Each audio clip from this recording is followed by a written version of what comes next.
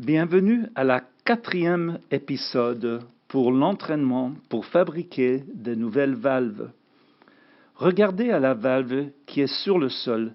Cette valve est notre but. L'eau dans le seau d'interface sera tenue par la valve. La valve est considérée comme le fond du seau où se mettent les déchets, s'ouvre et se referme avec l'aide du contrepoids. Après que la manivelle s'ouvre pour jeter les déchets. Les feuilles de plastique en 28 cm par 35,5 cm. Dans cet entraînement, nous avons coupé le tuyau qui porte les déchets de 15 cm de diamètre ou 35,5 cm de tuyau. Maintenant, nous allons fondre ce tuyau. Au-dessus d'un feu de charbon, nous avons tout près un seau d'eau qui refroidit le tuyau. Quand vous chauffez le tuyau, vous devez chauffer tout pour adoucir ce tuyau. Vous voyez maintenant que ce n'est pas plus arrondi. Mais c'est devenu un morceau plat de plastique. Nous pourrions ainsi acheter au magasin un nouveau plat de plastique, mais dans cette région, ce n'est pas disponible. Maintenant, nous lissons le plastique qui soit bien plat. Pendant ce temps, nous ajoutons de l'eau pour le durcir bien plat. Ce morceau plat deviendra notre pièce qui sera utilisée pour créer la valve. Encore une fois, nous réchauffons et utilisez une pince pour ne pas vous brûler les mains quand vous fondez le plastique.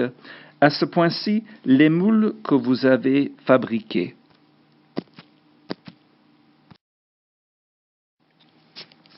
Maintenant, préparez les moules pour réchauffer ce plastique. Nous recommençons avec ce plastique plat et réchauffe pour le préparer pour la moule. Il le retourne et le prépare encore une fois, fondant le plastique de l'autre côté. De cette manière, c'est très possible pour le mettre dans la forme de ciment.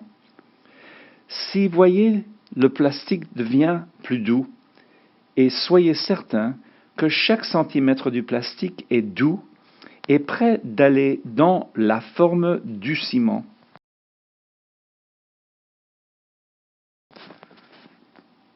C'est important de voir que la pièce qui tient avec sa pince est douce aussi. Et maintenant, vous pressez autour sur la courbe et l'eau aide d'avoir la propre forme.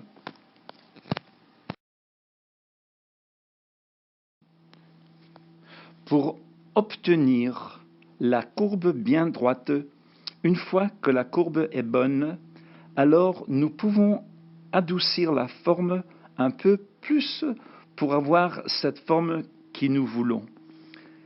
C'est incroyable en fait que nous pouvons créer une forme de plastique d'un tuyau. Notre but, c'est d'obtenir la forme qui est dans la moule et de mettre l'eau sur le plastique, la garde douce et pas si chaude. Nous ne voulons pas que la forme ou la courbe qui a été créée de changer.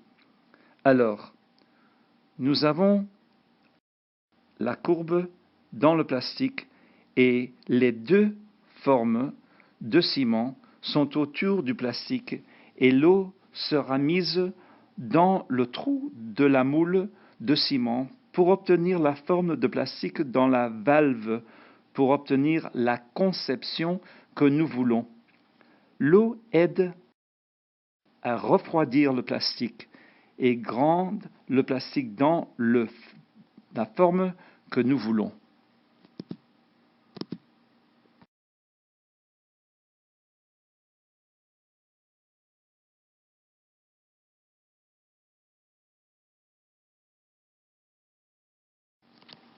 Vous voyez, nous avons une valve qui est circulaire, qui connectera le seau à la courbe où le tuyau sera connecté. Et puis, utilisez une scie à métaux et scier chaque 2,5 cm du long côté où sera le tuyau, et ça sera fondu pour obtenir des volets qui iront dans le tuyau, qui sera utilisé pour la contrebalance. Nous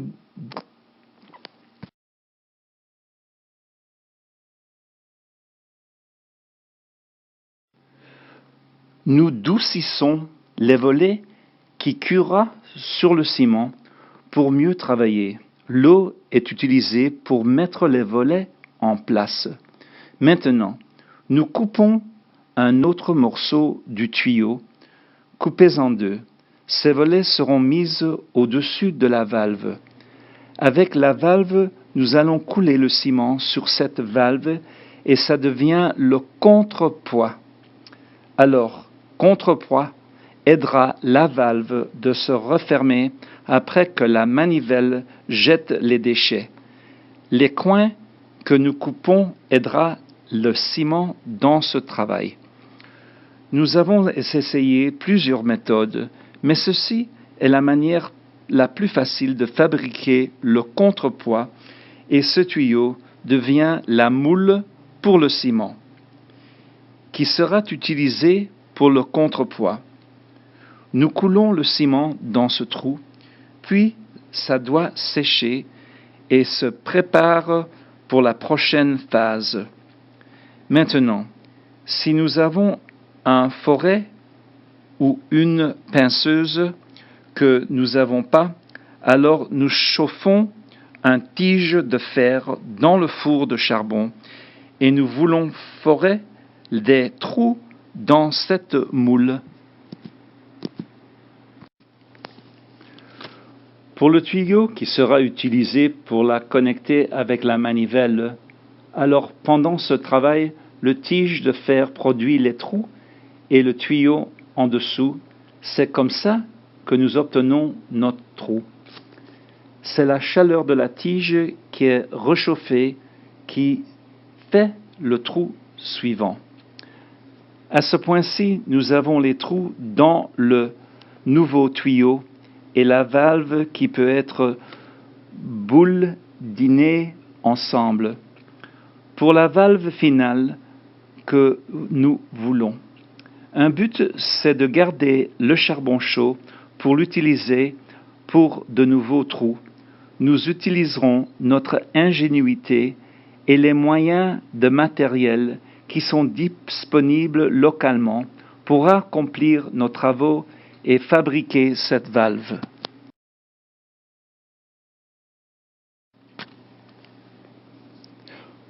Pour le tuyau qui sera utilisé pour la connecter avec la manivelle, allons pendant ce travail le tige. Cette valve sera mise dans l'interface pour tirer la chasse. Nous faisons la connexion à la valve à la poignée. Nous prenons le tige qu'on perce dans la valve de plastique et le tuyau de plastique qui sont connectés ensemble. Maintenant, le prochain boulon est placé dans le trou. Nous avons deux trous, les deux boulons et écrans qui sont attachés au tuyau. Et quand on serre les boulons et écrous, nous arrivons au point que la valve est faite, prête pour l'interface. Ceci expliquera dans une autre session. Ceci était notre but, et d'avoir cette valve en forme de seau que vous voyez. Merci de regarder cet épisode pour apprendre comment fabriquer une valve microflush qui est si spéciale pour cette toilette. Tous ces matériaux disponibles dans votre pays. Et je vous remercie.